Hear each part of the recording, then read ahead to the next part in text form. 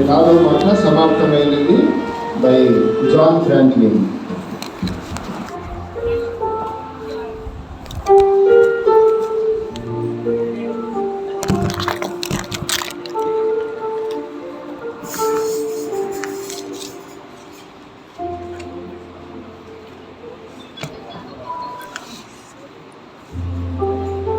అందరికీ ప్రేమోడండి. మరి నాకు ఈ యొక్క మంచి అవకాశం పాస్టర్ గారు ఇచ్చినందుకు వందనాలు. మరి నాకు ఇచ్చిన మాట సమాప్తమయ్యాను, ఇట్ ఈస్ ఫినిష్డ్. మరి ఈ వాక్యాన్ని ధ్యానించే ముందు మరి షేర్ చేసుకునే ముందు ఒక మాట ప్రేయర్ చేసుకున్నాను. పరిశుద్ధ దేవ యేసయ్య, మరి నాకు ఈ యొక్క మంచి అవకాశాన్ని మరి క్రైస్ట్ బ్యాప్టిస్ట్ చర్చిలో మరి నాకు ఇచ్చినందుకు వందనాలు యేసయ్య. దేవ పరిశుద్ధాత్మ దేవ, నీవే నా ద్వారా మాట్లాడమని, మరి అందరితో మాట్లాడమని, మరి మా జీవితాన్ని సరిచేసుకొని మరి నిన్ను వెంబడించే విధంగా మరి పరలోకంలో మేమందరము ఒక రోజు కలిసి మరి స్తుతించే విధంగా మరి నిన్ను ఆరాధించే విధంగా మాకు సాయం చేయమని యేసు పరిశుద్ధ నామమున అడిగి వేడుకొని ప్రార్థన తండ్రి, ఆమేన్.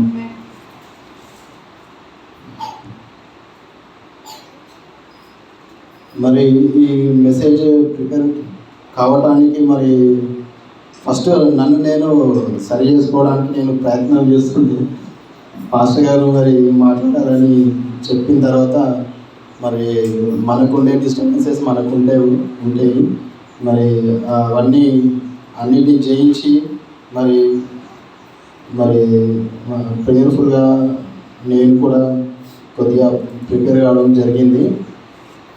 మరి ఇక్కడ వాక్యాన్ని చదువుకున్నట్లయితే, యేసు ఆ చిరక పుచ్చుకొని సమాప్తమైనదని చెప్పి తల వంచి ఆత్మను అప్పగించెను. సో మరి యేసు ప్రభు అది ఎప్పుడైతే పుచ్చుకున్నాడో ఆ సెకండే, అంటే సెకండో మరి ఆ మినిట్లోనో మరి చనిపోవడం, అంటే తన ఆత్మని అప్పగించుకోవడం అనేది జరిగింది. సో మరి యేసు ప్రభు తన జీవితంలో ఒక ఉద్దేశాన్ని కలిగి ఉన్నాడు, ఒక పర్పస్ కలిగి ఉండే. మరి అతను చేయవలసినదంతా మరి ఒక్కటి కూడా మిస్ కాకుండా ప్రతిదీ చేసుకుంటూ వచ్చాడు. మరి మనము చూస్తాము మరి ఆ యేసు ప్రభు చేసిన కార్యాలు, మరి అద్భుతాలు ఏ విధంగానైతే ఆ రోజుల్లో మరి 2000 years బ్యాక్ మరి ఏ విధంగానైతే జరిగాయో మనం కూడా చూస్తాము. మనము చూడకుండా కానీ మనం ఇప్పుడు నమ్ముతాము. కానీ మరి ఆ కాలంలో ఎంతోమంది మరి యేసు ప్రభుని డైరెక్ట్గా చూశారు, ఎన్నో అద్భుతాలు చేయంగా, మరి ఎంతోమందిని స్వస్థపరచంగా, ఎంతోమందిని చనిపోయిన వాళ్ళని లేపడం అవన్నీ చూసాము. మనం ఒకవేళ లూకా 4వ అధ్యాయము 16 నుంచి 19వ వచనం వరకు చదువుకున్నట్లయితే, అక్కడ యేసు ప్రభు ఎందుకు ఈ భూలోకం మీదకి వచ్చాడో, మరి ఎందుకు పంపబడ్డాడో, మరి ఆయనే తన స్వయంగా ఆలయంలో మనలాగానే నిలబడి అక్కడ పాత నిబంధన అంటే ఓల్డ్ టెస్టిమెంట్ బైబుల్ ఓపెన్ చేసి మరి అందరి మధ్య చదివాడు, ఏం చేశాడో. ఒకవేళ మీ దగ్గర అంటే మీరు ఒకవేళ ఎవరైనా చదవగలిగితే చదవండి. ఆయన చేతికి ఇయ్యబడెను. ఆయన గ్రంథము విప్పగా, ప్రభు ఆత్మ నా మీద ఉన్నది, బీదలకు సువార్త ప్రకటించుటకై ఆయన నన్ను అభిషేకించెను.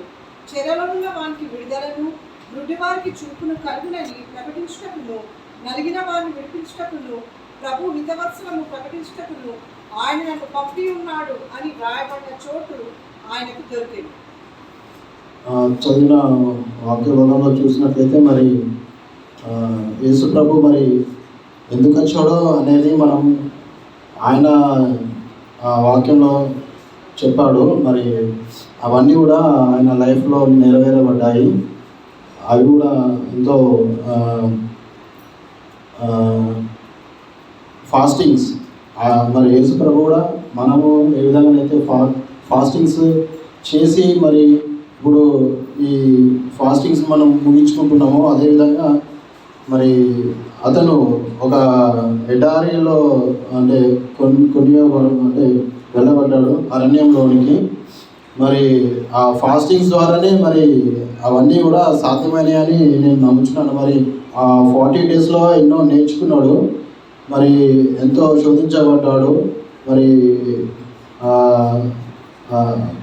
తన శరీరాన్ని అంతేకాకుండా లోకాన్ని మరి సాతానుడు యేసు ప్రభువుకు అంటే ఈ లోకాన్ని చూపించాడు. మరి అన్నీ ఆకర్షణీయంగా ఉండే మరి ఎంతో ఆకర్షణగా ఉన్నా కానీ యేసు ప్రభు మరి దేవుడు కనుక మరి ఆయన అవన్నిటినీ కూడా జయించాడు.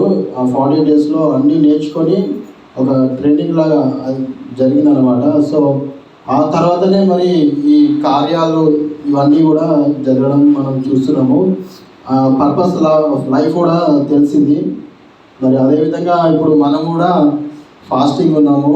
మరి 40 days ఇంకా కంప్లీట్ కాలేదు కానీ మనము కూడా ఫాస్టింగ్ ఉన్నాము. మనము కూడా మరి యేసు ప్రభు మరి పరిశుద్ధాత్మ దేవుడు యేసు ప్రభుకు అన్నీ బయలుపరుచుకుంటూ వచ్చాడు. మరి మనకు కూడా మరి పరిశుద్ధాత్మ దేవుడు మన జీవితంలో మనము ఏం చేయాలని ఉద్దేశించాలో మన లైఫ్లో మరి అవన్నీ కూడా మనము మెల్లిమెల్లిగా ఇప్పుడు తెలుసుకుంటున్నాము. మరి ఈ ఫాస్టింగ్స్ కంప్లీట్ అయిపోయిన తర్వాత మరి మనము ఇప్పటివరకు ఏమై ఉన్నామో ఏం చేస్తున్నామో అదంతా దేవుడు చూస్తున్నాడు. యేసయ్య కూడా మరి మనతో మాట్లాడుచున్నాడు. మనం ఏం చేస్తున్నా కానీ మనము ఆయన చిత్తాన్ని మనము తెలుసుకుంటున్నాము. తెలుసుకొని మరి ఆ చిత్తానుసారంగా మనము జీవిస్తేనే రేపు మనము పరలోకం వెళ్తాం. మరి ఆత్మ నడిపింపు అనేది మనకు ఉన్నప్పుడు మాత్రమే ఆయన చిత్తంలో మనం నడిపించబడతాం. ఆ విధంగా మరి పరిశుద్ధాత్మ నడిపింపు అనేది ఉంటుంది.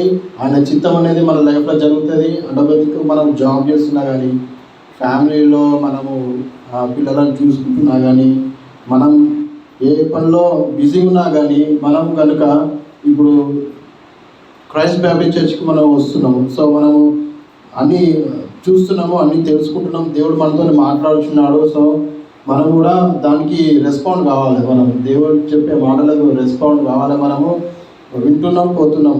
నేను కూడా చిన్నప్పటి నుంచి ఎన్ని రోజులన్నీ ఇప్పుడు కూర్చొని ఇలానే వింటూ ఇలానే ఉండాలని నేను కూడా ఏదో ఒకటి ట్రై చేయాలి. ఇట్లా ఉంటే వేస్ట్ అని చెప్పేసి నేనేం చేసినా యూట్యూబ్లో ఏదో ఒకటి అట్లా ఫ్రీ ఛానల్ క్రియేట్ చేసి ఎక్కడికి పోయే అవసరం లేదు, ఇంట్లో నుంచి చెప్పొచ్చు కదా అని ఇట్లా నేను వాకింగ్ చెప్పడం చిన్నగా స్టార్ట్ చేశాను. మరి ఆ ధైర్యంతోనే ఇప్పుడు ఇక్కడ దేవుడు నాకు ధైర్యాన్ని ఇచ్చిండు మీ ముందు నిలబడి మాట్లాడడానికి. సో ఇంతకుముందు అసలు పాస్టర్ గారు అంతకుముందు స్టార్టింగ్లో అయితే ఒకసారి వాకింగ్ చెప్పని చేతికి మైక్ ఇచ్చారు కానీ నేను మైక్ తీసుకున్నా మళ్ళీ మైక్ అలానే ఇచ్చేసి మళ్ళీ రిపీట్ అప్పుడు అంటే ఒక్క మాట కూడా మాట్లాడే ధైర్యం లేకుంటే భయం ఉండే నాకు మాటలు కూడా రావు. యాక్చువల్గా సైలెంట్ చిన్నప్పటి నుంచి. కానీ దేవుడే ఇప్పుడు సాయం చేస్తున్నాడని నేను నమ్ముచున్నాను. సో ఇక్కడ యేసు ప్రభు ఒక ప్రణాళిక కలిగి ఉన్నాడు. సో మరి ఆ ప్రణాళికని ఫుల్ఫిల్ అయ్యింది. ఆ తర్వాత ఆ సమాప్తం ఆయను అని ఆ మాట ఎప్పుడైతే పలికిండో అప్పుడు ఆ నిమిషమే ఏమైందంటే ఈ దేవాలయపు తెర అనేది అది ఏమన్నా ఇంగ్లీష్లో కూడా అంటే టెంపుల్స్ కర్టెన్ వాజ్ టోన్ అని ఉన్నది. సో అది జరిగిందనమాట. సో అంతేకాకుండా మరి యేసు ప్రభు గురించి ఓల్డ్ టెస్ట్మెంట్లో ఏవైతే రాయబడ్డాయో ఆయన వస్తాడని, ఆయన ఇలా కార్యాలన్నీ చేస్తాడని, చెప్పినవన్నీ కూడా అవి ఫుల్ఫిల్ అయిపోయినాయి, నెరవేర్చబడ్డాయి అన్నమాట. అంటే ఒక్కటి కూడా ఫుల్ఫిల్ కాలేదన్నట్టుగా ఏది లేదు. చెప్పిన ప్రతి మాటలు కూడా సమాప్తం ఆయన అన్నట్టుగా కూడా ఒక మాట ఉన్నది.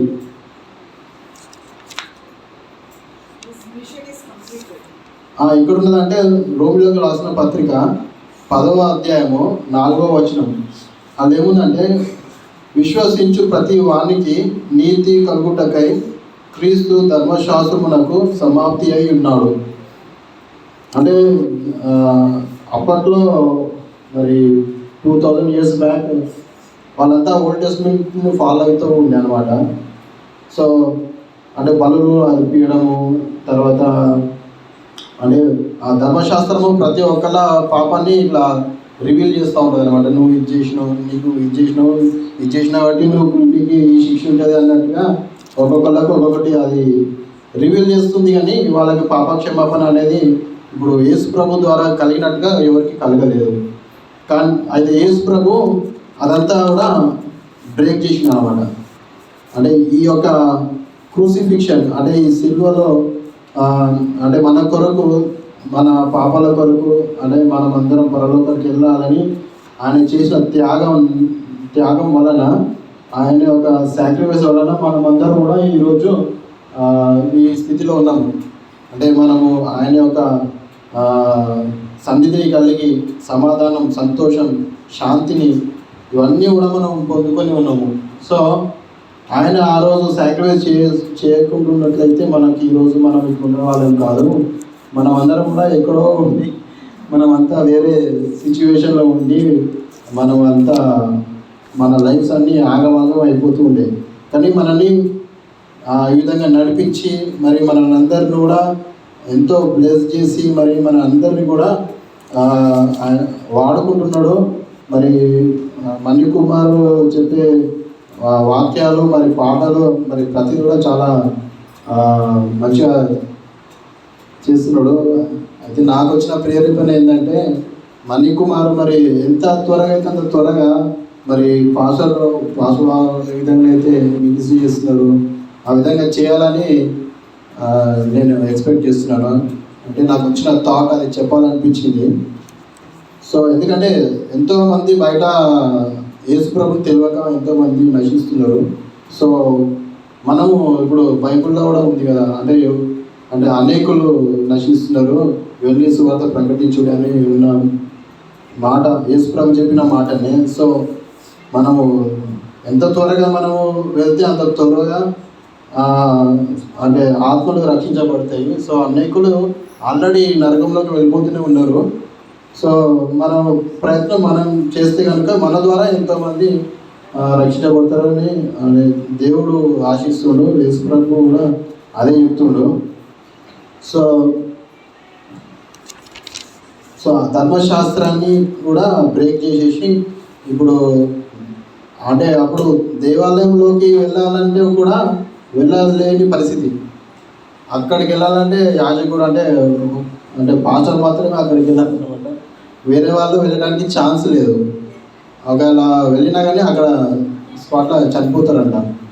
సో ఆ విధంగా లేకుండా ఎవరైనా కానీ ఇప్పుడు డైరెక్ట్గా యేసు ప్రభు దగ్గర రావచ్చు. అంటే ఎంత ఘోర పాపి అయినా కానీ ఆయన దగ్గరికి రావచ్చు. వచ్చి క్షమాపణ అడిగి మారు మనసు పొందినట్లయితే మనం కూడా ఆయన రాజ్యంలో చేర్చబడతాము. మనం కూడా అనేకులకు బ్లెస్సింగ్గా ఉంటాము.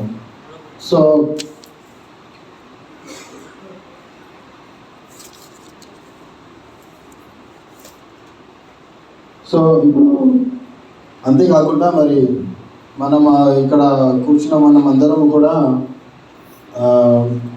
యేసు ప్రభు యొక్క సాక్రిఫైస్ వల్లనే మనమందరం కూడా సురక్షితంగా ఉన్నాము. అంతేకాకుండా యేసు ప్రభు ఆయన లైఫ్లో మరి ఈ యొక్క సాక్రిఫైస్ వలన మరి ఏమేమి ఓవర్కమ్ చేశాడంటే, ఒకటి సిన్, ఒకటి మరి సాతాను మన అపవాది, మన విరోధి సాతానుని ఓడించాడు. తర్వాత మరణాన్ని ఓడించి తిరిగి 3వ రోజు మళ్ళా లేవడం జరిగింది. సో పాపం అనేది అది ఒక్కలది కాదు, ప్రతి ఒక్కరిది ఆ టైంలో. తర్వాత ప్రజెంట్ మళ్ళీ ఫ్యూచర్, అంటే ఇప్పుడు మనమంతా ఫ్యూచర్లో ఉన్నాం. ఇప్పుడు ముందు తర్వాత ఫ్యూచర్లో పాపులేషన్ వాళ్ళ అందరి అన్నమాటగా. సో అందరి కోసము తను చనిపోవడం జరిగిందనమాట. మన పాపాలన్నీ కూడా ఆయన మీద వేయబడ్డాయి. మన పాపాల కొరకు ఆయన చనిపోవడం జరిగింది. అంతేకాకుండా మరి సాతానుని కూడా జయించడం జరిగింది. అంతేకాకుండా మళ్ళా మరణాన్ని, మరి ఆయన దేవుడు కనుక మరణాన్ని జయించగలిగాడు. మరి 3 రోజులు మరి నాకైతే తెలియదు, 3 రోజులు మరి యేసు ప్రభువు చనిపోయాడు. 3 రోజులు ఎక్కడ ఉన్నాడో తెలియదు. కాకపోతే 3వ రోజు మాత్రం మళ్ళీ తిరిగి లేచి మరి ద్వారము తెరవబడ్డది. తర్వాత మరి ఆయన మళ్ళీ అందరినీ డిసైపుల్స్ని, శిష్యులను అందరినీ కలవడం జరిగింది. సో ఇక్కడ తన ఆత్మని అప్పగించారు. సో మరి ఆ యొక్క అంటే అది సోర్ వైన్ అని ఉందండి. సోర్ వైన్ అంటే మరి అది చేదు, అది డిక్షనరీ చూస్తే పులుపు అని ఉన్నది. సో సోర్ వైన్ అంటే దాన్ని మనము ఒకవేళ మనమే కనుక ఒకసారి టేస్ట్ చేసి చూడండి. నేను కూడా ఒకసారి టేస్ట్ చూస్తే నాకు కూడా తెలియదు ఎట్లుంటుందో, కానీ అది చాలా అంటే ఎంతో దాహంతో ఉన్న స్థితిలో మరి వాళ్ళు టూ మచ్ చేశారు. అంటే అట్లాంటి మరి వాటర్ ఇవ్వకుండా మరి సోర్ వైన్, చేదు నీళ్ళు ఇవ్వడం జరిగింది. అంటే వాళ్ళకి ఎంతో మరి ద్వేషించారు మరి యేసు ప్రభుని. అది కూడా ఎవరో కాదు, తన సొంత ప్రజలే, యూదులు. మరి ఇప్పుడు ఆ యూదులు మరి వాళ్ళే యేసు ప్రభుని సిలువకెక్కించారు. అంతేకాకుండా నీ రక్తం నా పైన, నా పిల్లల పైన అట్లా అని వాళ్ళు ఉండాలని కూడా వాళ్ళు అంత కోపంలో ఆ మాట కూడా అనేసింది. ఇప్పుడు రీసెంట్గా చూస్తే మనకి ఇప్పుడు ఇజ్రాయెల్లో ఇప్పుడు అది వాళ్ళన్న మాటకే ఇప్పుడు వీళ్ళకి ఇట్లా అన్నట్టుగా కూడా అనిపిస్తుంది. సో ఏదేమైనా కానీ ఇప్పుడు సమాప్తం అయ్యాను. సో మన లైఫ్లో కూడా మరి యేసు ప్రభు వలె మనము కూడా ఒక పర్పస్ కలిగి ఉన్నాము, ఒక ఉద్దేశం కలిగి ఉన్నాము. ఇప్పుడు తెలిసిన వారు మరి ఆయన యొక్క చిత్తంలో మరి ఆయన చెప్పే మాటలు వింటూ మనము ఆయన మాటల ప్రకారంగా నడిచినట్లయితే మరి మనం కూడా దేవుడి ద్వారా వాడబడతాము. మరి మన ద్వారా కూడా ఏదో ఒక కార్యం జరుగుతుంది. ఏదో ఒక కార్యం వలన మరి అనేకులు దేవుని తట్టు నడిపించబడతారు. సో మరి మనము ఈ భూలోకంలో పుట్టింది కూడా ఆయన కోసమే, మన కోసం మనమైతే పుట్టలేదు. ఏదో పర్పస్ పైన మనం పుట్టాము. ఇప్పుడు ఈ సిచ్యువేషన్ ఇక్కడ చర్చిలో ఉన్నామంటే దేవునికి మన ఎడల ప్రతి ఒక్కళ్ళ కోసం ఒక ప్రణాళిక కలిగి ఉన్నాడు. సో మనం అందరం కూడా బాగా ప్రార్థించాలా. సో దట్ మనం అందరం కూడా ఆయన ద్వారా వాడబడి మరి అనేకులను మనం అందరం కూడా క్రైస్ట్ బైబిల్ చర్చ్కి ఇంకా ఎక్కువ మందిని తీసుకురావాలని, మరి ఇంకో స్థలం గురించి కూడా మనము ప్లాన్ చేసే విధంగా క్రౌడ్ రావాలని నేను ఆశిస్తూ ముగిస్తున్నాను. Thank you very much.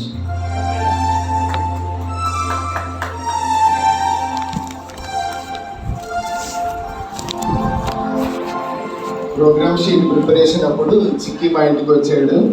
Chikki, నువ్వు 6వ మాట చెప్పాలి అంటే నేను చెప్పగలను పాస్టర్ గారు అన్నాడు.